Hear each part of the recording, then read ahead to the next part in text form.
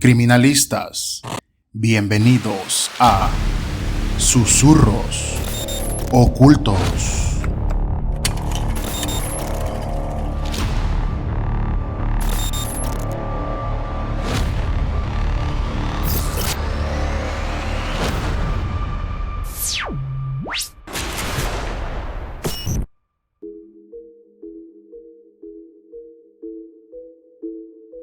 El siguiente caso se centra en Andrei Chikatilo, el carnicero de Rostov.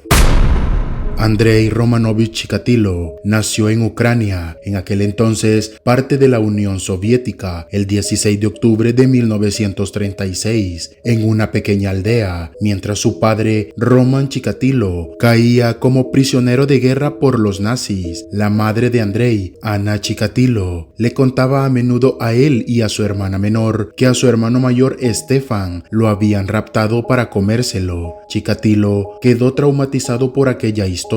Sin embargo, no existe ningún documento que informe acerca del nacimiento o de la muerte de Stefan. El estremecedor caso de Andrei Chikatilo tuvo como punto de partida aquella historia que su madre le contó cuando era pequeño, donde le relataba que su hermano mayor Stefan fue raptado por unos campesinos que lo desollaron y acabaron comiéndoselo. No fue un hecho aislado, ya que por aquel entonces, en la década de los años 30 en Ucrania, el secuestro y el asesinato de jóvenes era de lo más común debido a la falta de alimentos.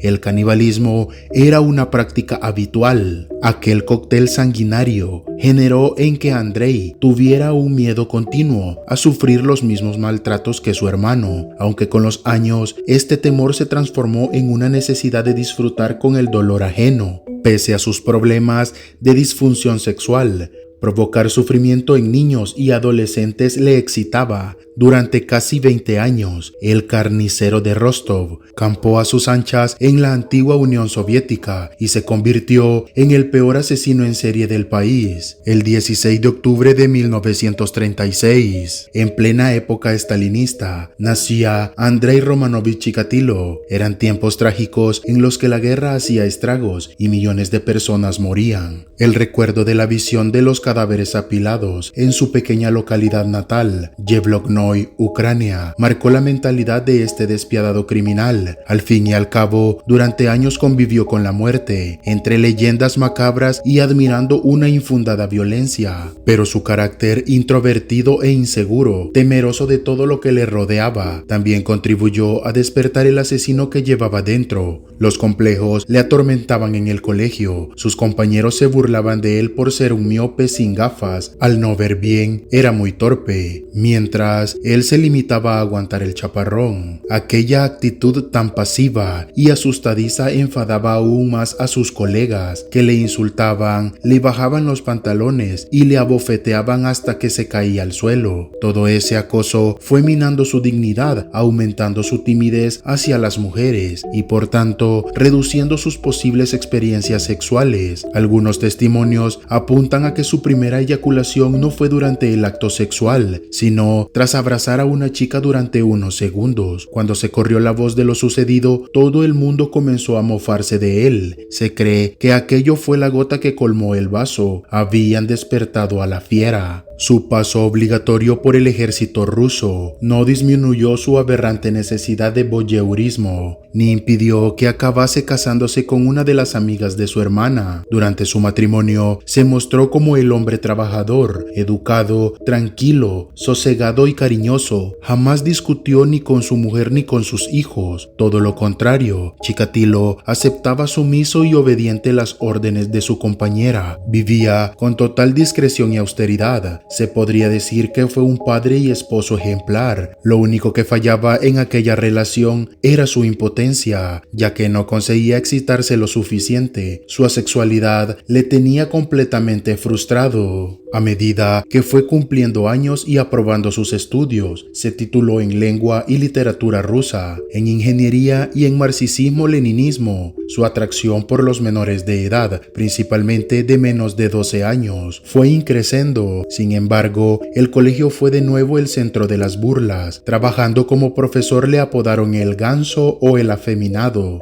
ya que siempre iba encorvado y su cuello sobresalía más de lo normal. Algunas alumnas recuerdan que le pillaban casi siempre masturbándose en sus dormitorios cuando se estaban cambiando de ropa. Pasó de cohibirse a desinhibirse. Llegó el invierno de 1978 y con él se desataron los primeros crímenes. La cadena de asesinatos empezó con una niña de 9 años, a la que Chikatilo convenció para que le acompañase a una cabaña en las afueras de la ciudad. La pequeña accedió sin dudar, dado el carácter amigable del profesor. Una vez dentro, empezó a desnudarla salvajemente. Durante el forcejeo, la niña se hirió en un brazo y al ver la sangre, Andrei tuvo una erección. Aquella sorprendente excitación provocó en él un deseo brutal de matar a la niña. Cogió un cuchillo y con cada puñalada que asestaba sintió que podía llegar al orgasmo. Y así fue. Gracias a aquel asesinato pudo eyacular como no lo había hecho en años. Acababa de percatarse de que el dolor ajeno le permitía alcanzar sus propios placeres. Tras el crimen, Chikatilo abandonó el cuerpo de la niña cerca de un río. 2 días después de su desaparición, la policía encontró el cadáver completamente mutilado y sin ojos. Aquella amputación se convertiría en su firma. Nada apuntaba a que aquel crimen lo había perpetrado un maestro de la escuela. A pesar de la falta de pruebas, inculparon a un conocido agresor sexual, Alexander Kravchenko. Andrei se salía con la suya a causa del acoso que sufrió como profesor. Chikatilo decidió dejar la enseñanza para trabajar en una fábrica. Casualmente, su nuevo puesto requería que viajara muy a menudo, así que tenía la excusa perfecta para continuar asesinando sin ningún pudor. El segundo crimen lo cometió el 3 de septiembre de 1981. La víctima fue una joven prostituta de 17 años, con la que quiso mantener relaciones sexuales. Su impotencia se lo impedía, y ante el desdén de la chica, él enloqueció y llevó a cabo el siguiente ritual. Primero, la estranguló hasta matarla y entonces se masturbó hasta eyacular sobre su cadáver. Después, decidió morder su garganta como si de un animal se tratase. Sacó un cuchillo y la apuñaló. Más tarde, le cortó los senos y se comió los pezones. Y finalmente, volvió a firmar este nuevo asesinato, arrancándole los ojos. Llegados a este punto, Chikatilo sabía que este no iba a ser el último. Durante ese año, asesinó a 4 personas más, entre ellas la primera víctima masculina, un niño llamado Oleg, de tan solo 9 años. Jamás encontraron su cadáver, pero cuando interrogaron a Chikatilo, este reconoció el crimen y aseguró que le había arrancado los genitales. Si hasta ese momento dejaba un tiempo prudencial entre crimen y crimen, para no despertar sospechas. A partir de 1984, año en que asesinó a 15 personas, esta cautela iba cediendo terreno frente a sus macabros deseos. Durante los siguientes 12 años, Chikatilo asesinó a 53 personas, después de elegir cuidadosamente a sus víctimas en las estaciones de trenes y autobuses de la localidad de Rostov, de ahí su apodo, el carnicero de Rostov. Se trataba principalmente de niños y jóvenes que se habían escapado de casa o que tenían algún problema de retraso mental. Eso le facilitaba mucho las cosas. La policía no pudo encontrar todos los cadáveres, pero los que localizó presentaban signos de violencia extrema: violación, cuchilladas, amputación de genitales, mordidas y extracción de los ojos. Con estos datos, las autoridades empezaron la investigación, centrándose en 2 focos principales: miembros de la comunidad médica, cirujanos y de la comunidad gay. En aquel momento, la homosexualidad estaba prohibida y había aumentado los casos de asesinatos de hombre. Después de interrogar a miles de sospechosos y fichar a alguno de ellos, la policía seguía sin encontrar al culpable. El hecho de que la opinión pública desconociese la gravedad del caso tampoco ayudó, pero el gobierno soviético no se podía permitir que la ciudadanía dudase del sistema. Las autoridades no tenían pistas suficientes, así que pidieron ayuda a varios psicólogos y psiquiatras que trazaron un perfil del presunto criminal. En el informe se describía a un varón de entre 25 y 50 años, con claras muestras de disfunción sexual inusual, según se desprendía de las mutilaciones a que sometía a sus víctimas y sin ningún tipo de enfermedad mental y o esquizofrenia, dada su planificación en los asesinatos. Con este perfil, los oficiales encargados del caso, Alexander Bukanovsky y Víctor Burakov, continuaron las pesquisas. Por aquel entonces tenían a 25,000 sospechosos, entre los que no se encontraba Chikatilo. Mientras tanto, este seguía asesinando hasta que un día le detuvieron por proponerle sexo oral a una prostituta. Aquel desliz hizo que la policía registrara sus pertenencias. Encontraron un bote de vaselina, un cuchillo de cocina, una cuerda y una toalla. Parecía que habían dado con el carnicero de Rostov, pero su sangre no correspondía con la hallada en las escenas de los crímenes. El grupo sanguíneo de Chikatilo era A y el del asesino era AB. Gracias a investigaciones posteriores, se supo que este criminal tenía un grupo sanguíneo diferente en sangre y semen, algo inusual, pero que ocurre en un reducido porcentaje de casos. Lo dejaron en libertad, aunque volvió a ser encarcelado durante 3 meses por abusos a menores. Pasó casi un año, hasta que en 1985 volvió a matar, y siguió haciéndolo hasta que el 5 de noviembre de 1990 asesinó a su última víctima en la localidad de Leskos. 600 personas llegaron a formar parte del operativo para la búsqueda y captura de este asesino en serie. 15 días después, Chikatilo fue arrestado en la estación de dicha población.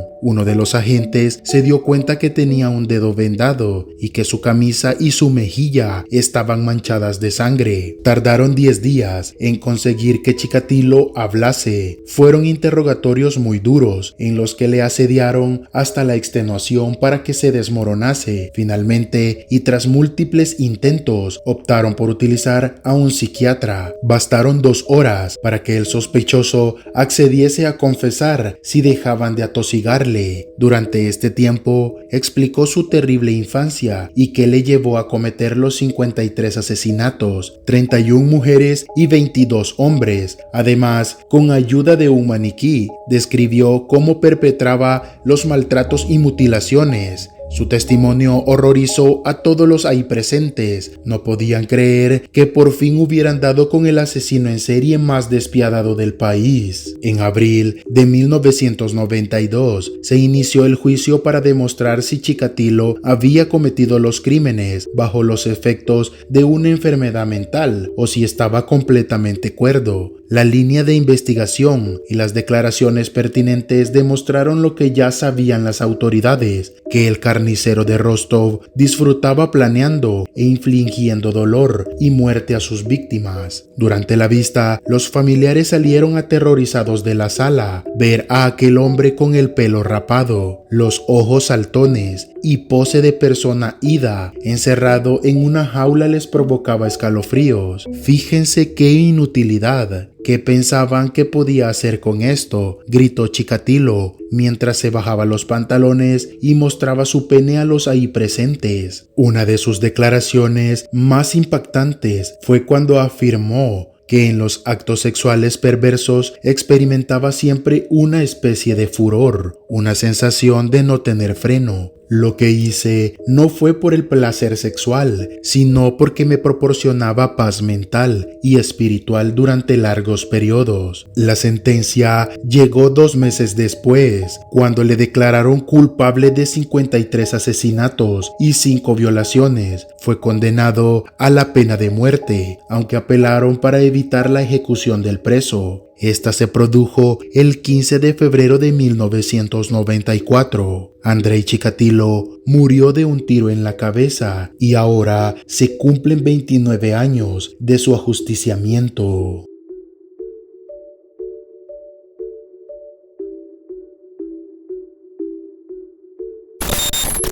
Bueno, estimado público, fue un placer estar con ustedes, agradeciéndoles su compañía y el interés que muestran por cada uno de los casos de este canal. Si aún no estás suscrito, es el momento de hacerlo. Comparte y activa la campanita para llegar a más personas. Recuerda que de esta manera nos estás apoyando. Gracias por su tiempo y esperando que estén de lo mejor. Esto es Susurros ocultos.